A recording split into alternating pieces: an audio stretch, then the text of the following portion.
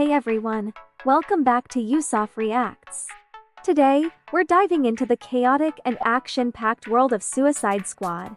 This 2016 film brought together some of DC's most infamous villains for a mission they couldn't refuse.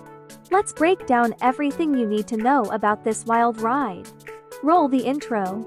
Directed by David Ayer, Suicide Squad hit theaters in August 2016, promising a blend of action, humor, and dark twists. The movie is part of the DC Extended Universe, known for its darker tone compared to other superhero franchises.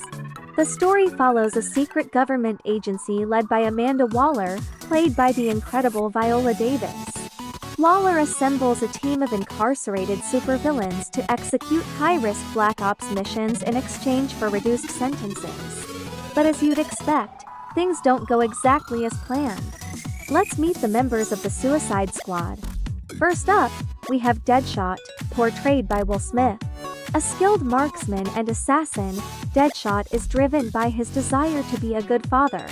Margot Robbie steals the show as Harley Quinn, the Joker's eccentric and unpredictable girlfriend. Her performance is both captivating and chaotic, bringing a unique energy to the film. Other notable members include Captain Boomerang Jai Courtney, El Diablo J. Hernandez, Killer Croc Adewale Akinwumi Agbaje, and Katana Karen Fukuhara. Each character brings their own set of skills and backstory, adding depth to the ensemble. Now, let's dive into the plot. The team is assembled to stop an ancient evil, the Enchantress, played by Cara Delevingne. The Enchantress plans to destroy humanity with her mystical powers, and it's up to the Suicide Squad to stop her. The mission takes them through dangerous and explosive encounters, testing their loyalty and survival instincts. Amidst the chaos, the Joker, played by Jared Leto, adds another layer of unpredictability as he tries to rescue Harley. Suicide Squad had a massive budget and high expectations, but it received mixed reviews from critics. While the performances, especially by Margot Robbie and Will Smith, were praised, the film's pacing and plot received criticism. Despite the mixed reviews, Suicide Squad was a commercial success, grossing over $746 million worldwide. The film also won an Academy Award for Best Makeup and Hairstyling, highlighting its strong visual elements. The impact of Suicide Squad led to a sequel and spin-offs, including Birds of Prey, which further explores Harley Quinn's story. The movie also paved the way for the 2021 reboot The Suicide Squad, directed by James Gunn. Whether you loved it or had your critiques, Suicide Squad undeniably left its mark on the superhero genre and expanded the DC universe in new and exciting directions.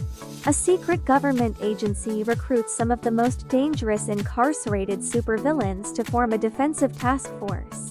Their first mission: save the world from the apocalypse. A secret government agency, led by the ruthless, high-ranking official Amanda Waller, recruits some of the most dangerous incarcerated villains on the planet to execute dangerous Black Ops missions and save the world from a potentially apocalyptic threat from a mysterious, supernatural entity. If anything goes wrong on this mission, the government will not be liable, but rather can place the blame on the villains, who are inherently evil people. A small bomb is implanted in each member of the squad's neck, with the capability of detonating any time one of the members tries to rebel or escape.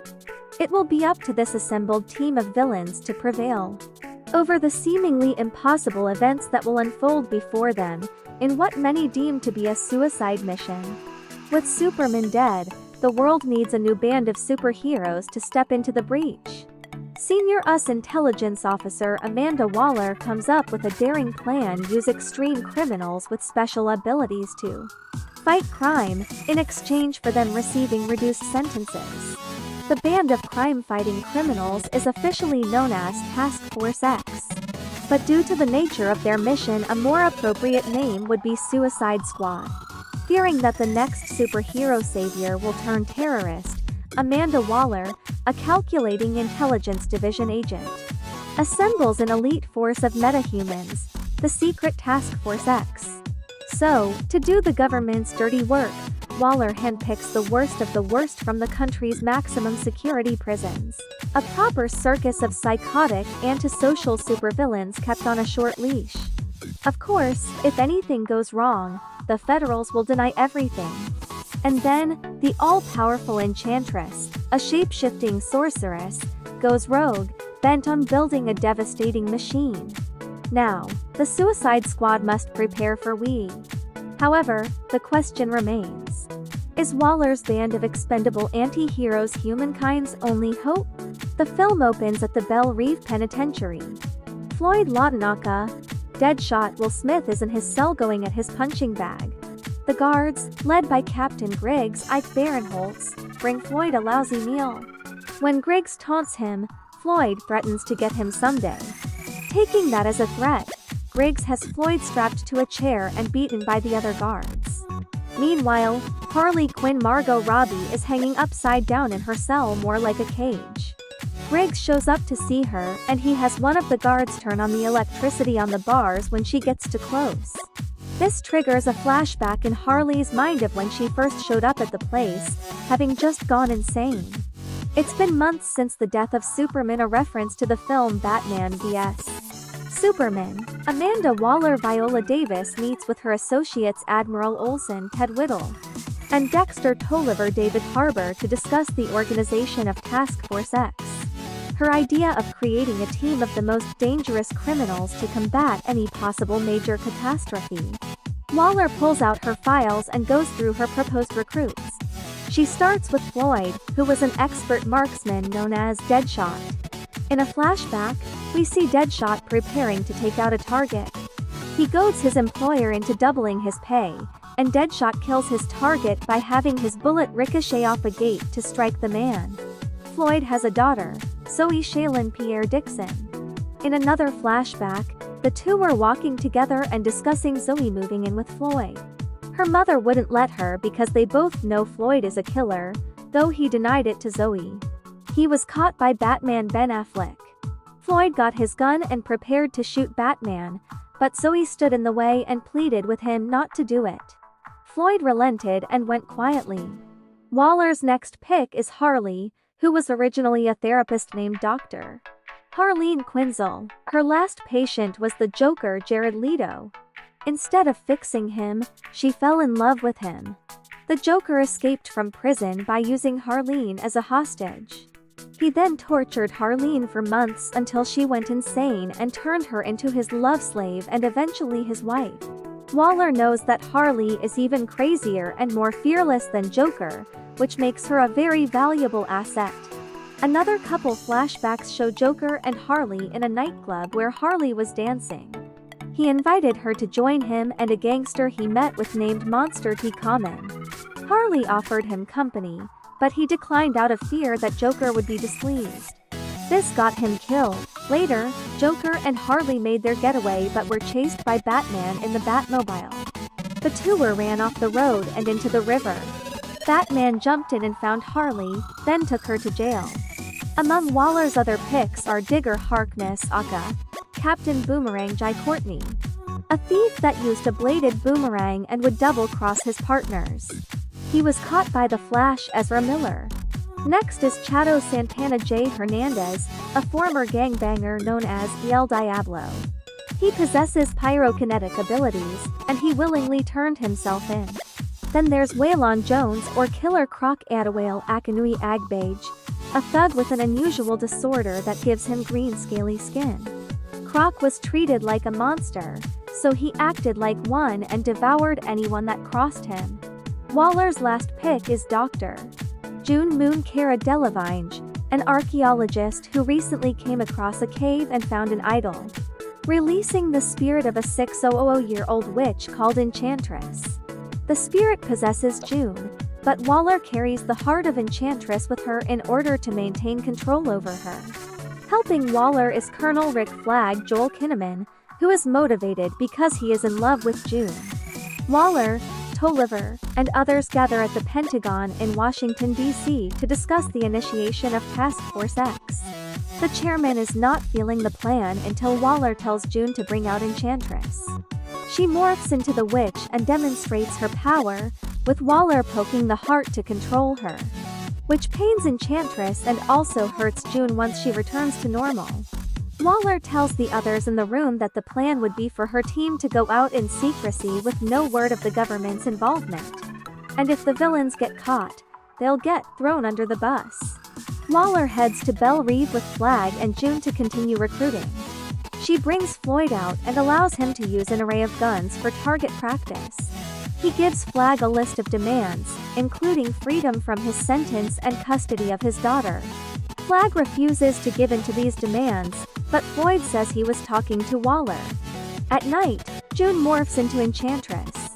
Flag is trying to call Amanda, but Enchantress hits Flag's mind with a vision of June dead to terrify him. Enchantress then teleports to Waller's home and finds an idol that contains the spirit of her brother, Incubus. She takes the idol and heads to the Midway City train station, and finds a commuter, Elaine Chenoyne, and uses his body to bring Incubus back to life. Reunited, the two discuss Enchantress's plan to create a machine to wipe out humanity. Incubus, still in the commuter's body, kills 3 men on the tracks before taking his true form and causing destruction. Waller is alerted to the chaos and decides it's time to activate Task Force X. The villains are taken from their cells and injected with nanobombs that will go off if they fail or try to escape. They are brought to a base where they are briefed on their mission, which is to head into Midway City and retrieve a mark. The last recruit, Slipknot Adam Beach, arrives, where he first punches out an FBI agent. When Flag tells the villains about their setup, Floyd refers to them as a suicide squad. They are given proper outfits and their own weapons to head into battle. Lastly, Flag shows them a tablet with Waller speaking to them and telling them what the deal is. On the ride there, the squad is joined by Flag's bodyguard, Tatsuyama Shiro Aka, Katana Karen Fukuhara, a lethal Japanese assassin whose sword contains the souls of those that she kills. Her husband was killed with that sword and his own soul is trapped in there. Meanwhile, one of Joker's henchmen finds him in his apartment surrounded by his weapons to tell him about Harley's situation. Joker goes to find Griggs in a casino and tortures him until he tells him everything. Joker and his goons then attack the Van Chris research facility where the nanobombs were produced. Joker shows the head doctor that he's kidnapped his wife to blackmail him into helping him. Incubus turns Enchantress into a more powerful form when Waller repeatedly stabs her heart. As the squad is flown into Midway City, Enchantress soldiers shoot them down and causes their chopper to crash land. They walk to their destination, but Slipknot attempts to make an escape. He shoots his grappling hook to get out, but Flag sets off his nanobomb and kills Slipknot, proving he was not bluffing. The squad is attacked by mutated creatures from early human males, under the bidding of Enchantress, prompting them to utilize their capabilities. Deadshot hits every target, Harley shoots and whacks the minions with her baseball bat, Katana slices them with her sword, and Boomerang uses his weapon, but Diablo sits this one out.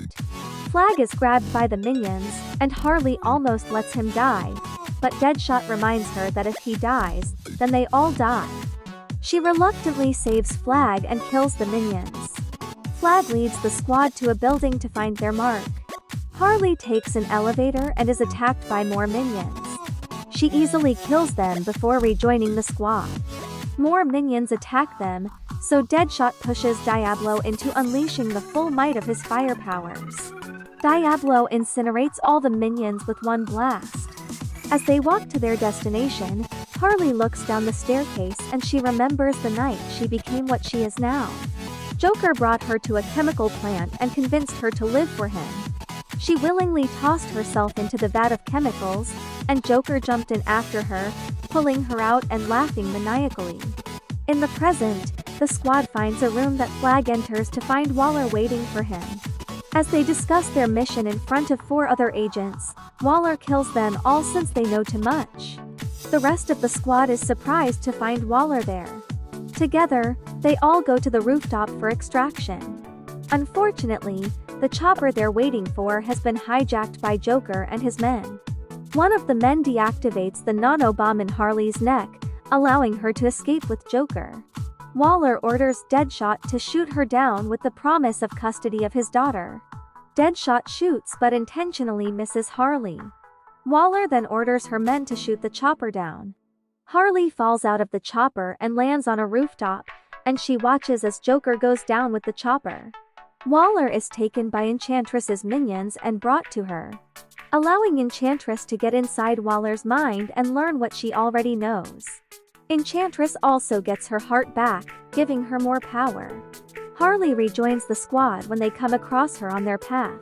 Deadshot finds Waller's case file and learns the truth about their mission. He demands an explanation from Flag. Flag admits that 3 days earlier, he and June went underground together to set something up, but she morphed into Enchantress and abandoned him. The squad ditches Flag as Deadshot heads into a bar to get a drink. In the bar, the squad drinks together with Harley acting as the barmaid and serving them drinks. Deadshot tells them that he knows they're just pawns in Waller's plan and that they are all expendable. During the conversation, Diablo discusses why he stopped using his powers. He used to have a family, but his wife Grace Corina Calderon found out about his life as a gangster.